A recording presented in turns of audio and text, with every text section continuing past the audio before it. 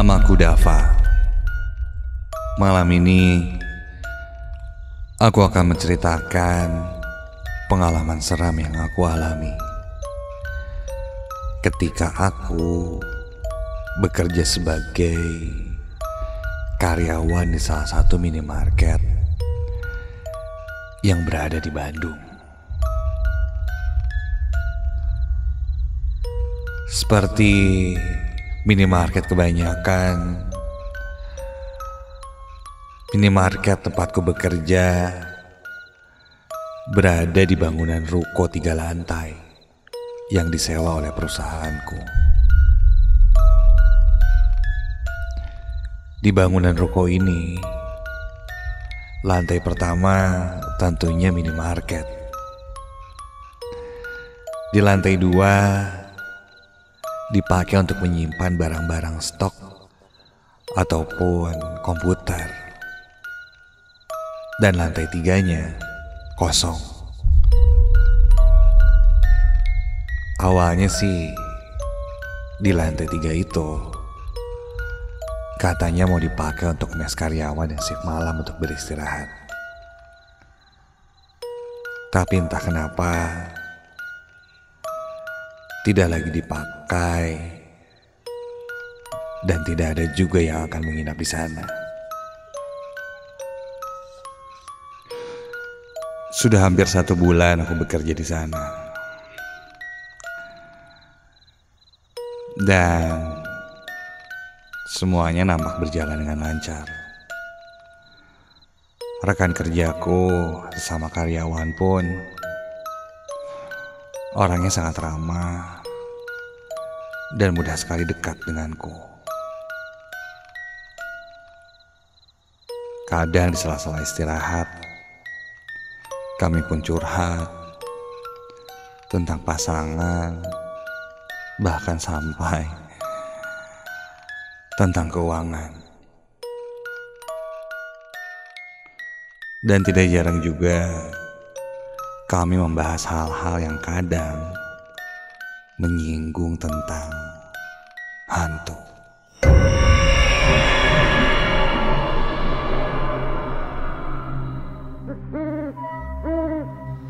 Apalagi kalau sudah masuk shift malam.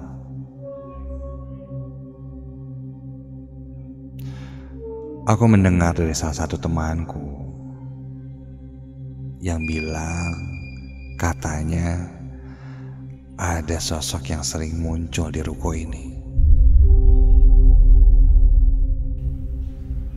Dia pernah melihatnya, sekelebat sosok hitam yang sering terlihat mengganggu. Sosok hitam. Aku bergidik, merinding ketika mendengarnya. Konon ketika ada yang bercerita tentang hal-hal seperti itu dan kita merinding, itu tandanya memang nyata terjadi. Atau bahkan sosoknya sedang muncul.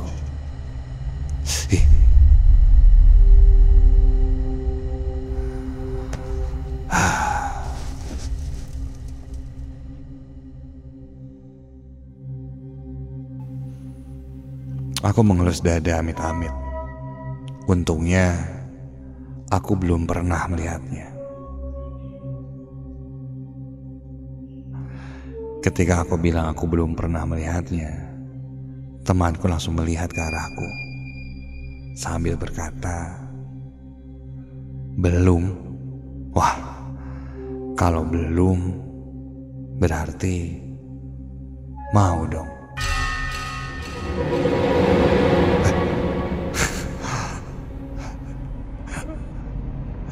Enggak, jangan deh. Jangan deh, ampun gue. Daripada lihat yang gituan, mending lihat selebgram ya gak sih? Ini dia cantik nih, nih lihat nih. Begitu kataku coba mengalihkan, dan akhirnya kami pun tertawa. Awalnya kupikir tidak akan seburuk itu.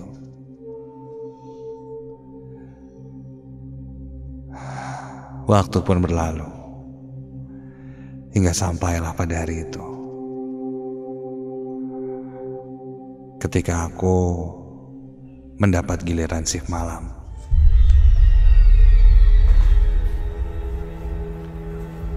Shift malam berarti aku harus berjaga berdua. Aku dan temanku. Pelanggan silih berganti hingga semakin malam, pelanggan pun mulai sepi dan berkurang. Karena sudah sepi, aku berinisiatif untuk bersih-bersih. Ya, mengepel lah.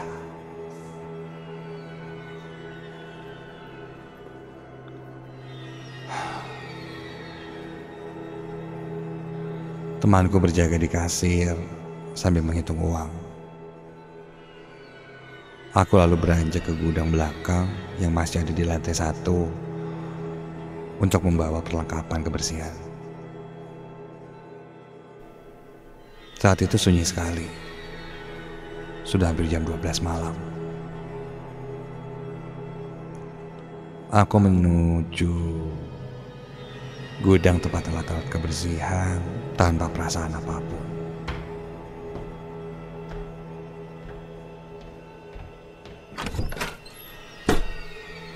Gudang ini berada di lantai 1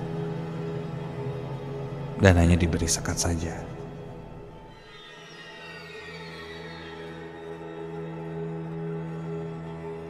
Aku pun lalu mengambil lapel dan ember. Dan ketika aku berbalik,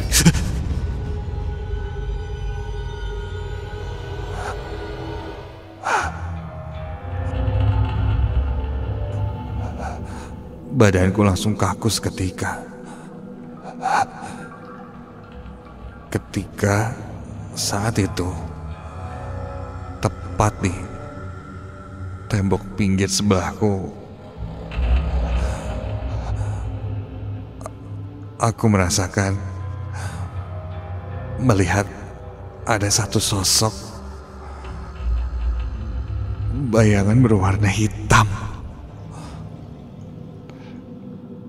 Tingginya setinggi badanku.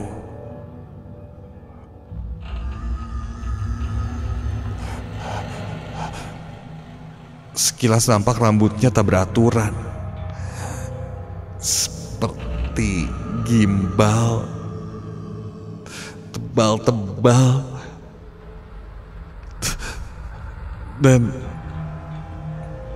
sosok itu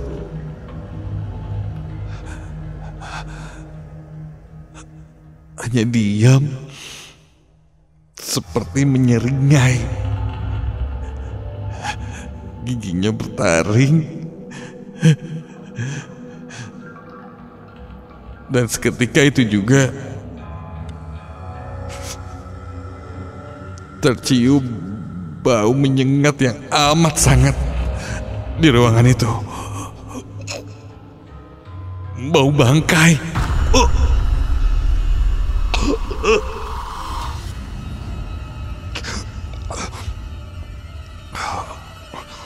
Tanpa pikir panjang, aku langsung melewatinya.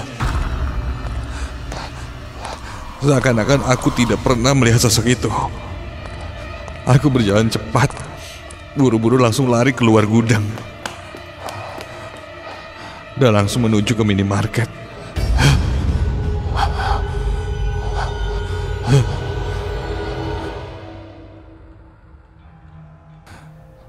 Aku yang buru-buru keluar dari gudang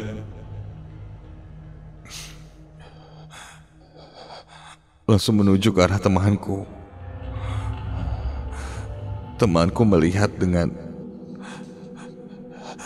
Dengan sangat penasaran, ku bilang sosok hitam itu benar-benar ada.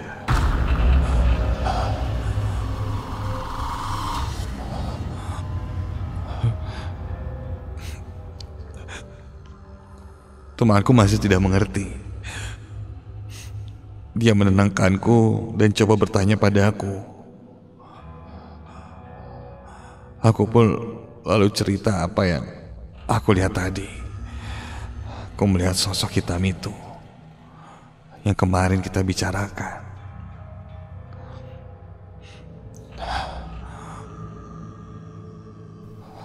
Temanku pun langsung berbisik bahwa beberapa hari yang lalu pun dia melihatnya. Ketika aku istirahat keluar dan teman shiftku itu berada sendirian di toko. Dia bercerita ketika toko sepi dan pintu tangga terbuka, dia melihat sosok hitam itu. Berambut panjang, berantakan seperti yang tidak keramas puluhan tahun. Gimbal, dan sosok itu matanya merah, yang terus melihat ke arah temanku itu dari tangga. Persis. Itu sama seperti yang kulihat.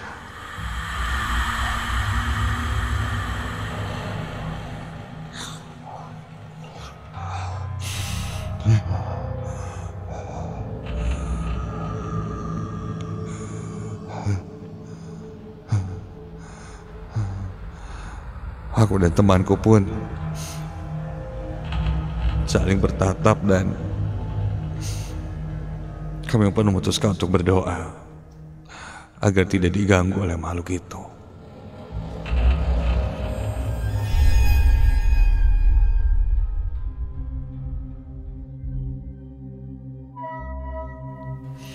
Singkat cerita, waktu pun berlalu. Semakin malam, hanya 1-2 orang pelanggan. Karena memang minimarket ini buka 24 jam.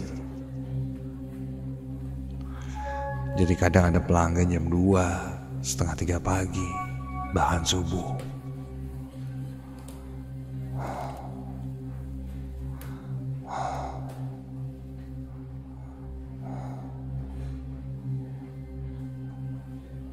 Temanku, dia bilang dia ingin istirahat sebentar. Kepalanya pusing dan dia ingin tidur beberapa saat. Aku pun mengiyakan.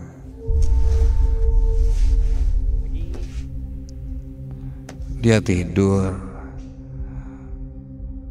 duduk di kasir. Sedang aku masih berjaga sambil sesekali mengecek stok yang ada di rak minimarket untuk memastikan semuanya baik-baik saja.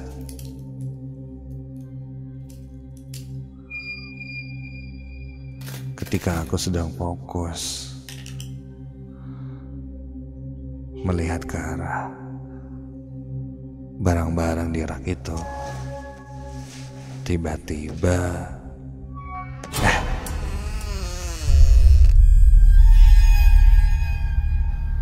terdengar suara pintu di gudang dibuka. Ketika kulihat, temanku sudah tidak ada di meja kasir. Aku pun menyusulnya.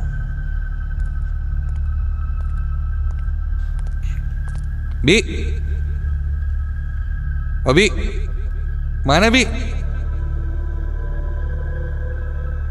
Kulihat Robby naik ke lantai 2. Mau ngecek stok, Bi? Dia tidak menjawab. Aku pun mengikutinya naik ke lantai 2.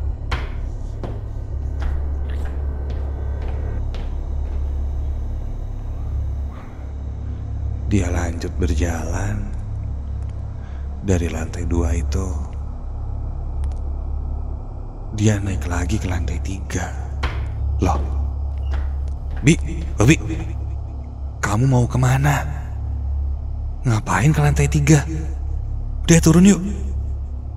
Bi, hei. Obi hanya melihat ke arahku, lalu membuang mukanya dan terus melangkahkan kakinya ke lantai 3. Tuh, ngapain sih, Bi? Hei. Lantai 3 jelas tidak ada apa-apa di sana. Dan kondisi ruangannya pun gelap. Obi temanku itu naik terus ke lantai 3. Dan aku pun terpaksa mengikutinya. Sampai di lantai 3, dia terus berjalan.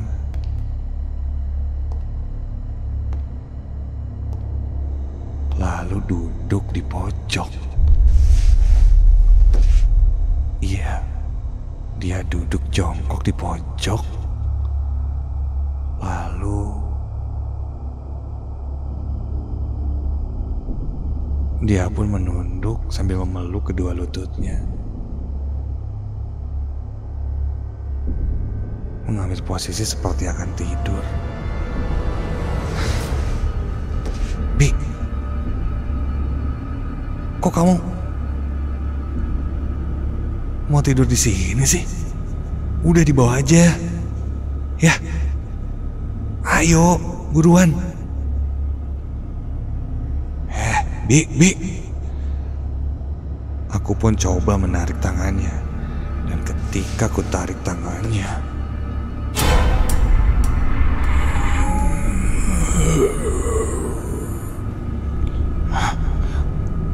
kulit tangannya terasa berbulu dan sangat kasar. Iya, terasa di tanganku. Aku seperti memegang bulu-bulu keras, kasar. Dan ketika kulihat lagi,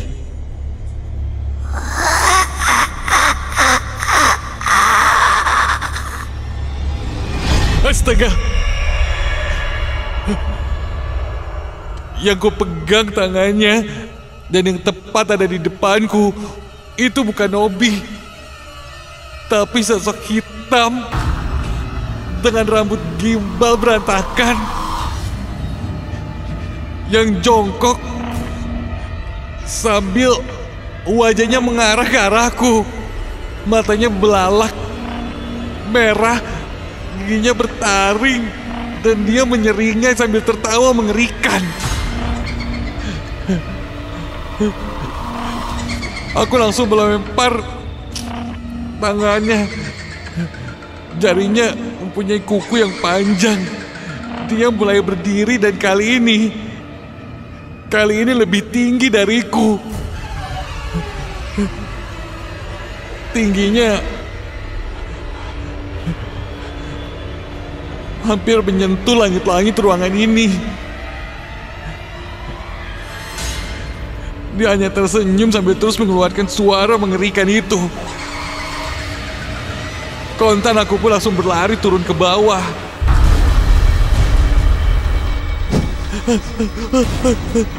Dengan tergesa-gesa, sampai beberapa kali aku pun menjatuhkan barang yang kutabrak secara tidak sengaja.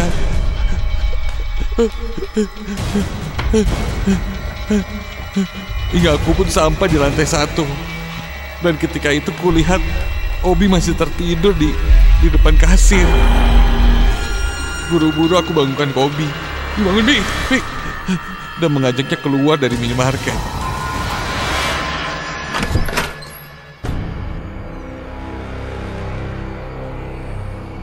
Setelah keluar dari minimarket, di halaman parkir,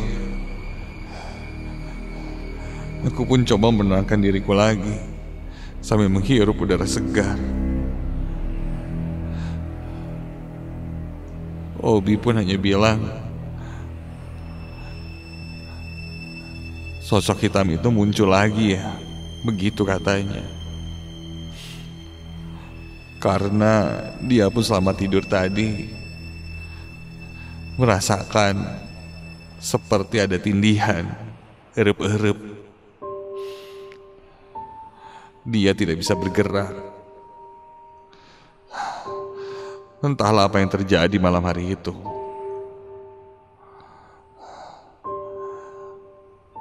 Sampai pagi harinya, kami pun menunggu di luar. Hingga esoknya, aku pun coba ceritakan pengalamanku ini.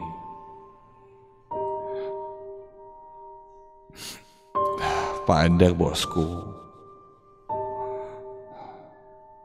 Dan dia pun berkata tidak pernah melihat atau bahkan mendengar cerita-cerita itu. Mungkin itu hanya alasanku saja katanya, yang tidak ingin berjaga malam. Tidak seperti itu. Aku pun menyarankan agar kita melakukan syukuran kecil-kecilan, pengajian, berdoa. Dan aku pun menyarankan agar lantai 3 itu pun diisi, tidak dibiarkan kosong. Karena yang ku tahu, kata orang tuaku, jika ada satu ruangan yang kosong, sudah pasti akan diisi oleh makhluk seperti itu. Dan sepertinya sosok itu memang menunggu dan mengisi di lantai 3. Hingga akhirnya bosku pun setuju. Kita mengadakan pengajian, syukuran kecil-kecilan di lantai 3 itu. Lalu lantai 3 itu pun diisi sebagai mes karyawan. Suasana pun berubah ketika itu. Ketika sudah ada aktivitas pagi hingga malam di ruangan itu dan di ruko itu, perlahan gangguan-gangguan dari sosok itu pun semakin lama semakin hilang.